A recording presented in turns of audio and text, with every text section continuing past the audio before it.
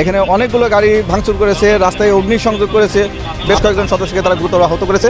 তাদেরকে উদ্ধার করে আমরা মেডিকেলে পাঠিয়েছি। জুমার নামাজ পড়ে ময়মনসিংহের নান্দাইলে আওয়ামী লীগ ও ছাত্রলীগের বিশাল বিক্ষোভ মিছিল নিয়ে পুলিশের ব্যারিকেড ভেঙে যাওয়ার চেষ্টা করলে নেতাকর্মীদের উপর লাঠিচার্জ করে পুলিশ। এরপরে চলে পুলিশ ও আওয়ামী লীগের ভয়াবহ ত্রিমুখী সংঘর্ষ।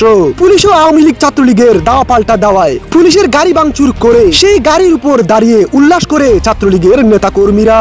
ভাই রে ভাই, একেই বলে আওয়ামী লীগ ও ছাত্রলীগের সাহস। সাম্প্রতিক সময়ে নির্বাচনকে সামনে রেখে ময়মনসিংহে আওয়ামী লীগের সাথে একের পর এক সংঘর্ষের পর টনক নড়েছে ইউনূস প্রশাসনের। এরপরে ময়মনসিংহের মেইন পয়েন্টগুলোতে নিরাপত্তার চাদরে ডেকে রেখেছে প্রশাসন। সে কারণেই ময়মনসিংহে আওয়ামী লীগের সাথে পুলিশের সংঘর্ষের ঘটনা বেশ চোখে পড়ছে। এবার জুমার নামাজ পড়ে ময়মনসিংহের নান্দাইলে বিশাল বিক্ষোভ মিছিল নিয়ে এগিয়ে গেলে মাঝপথেই পুলিশ আটকে দেয় নেতাকর্মীদের মিছিল। এরপরেই চলে পুলিশ ও আওয়ামী লীগের ত্রিমুখী সংঘর্ষ।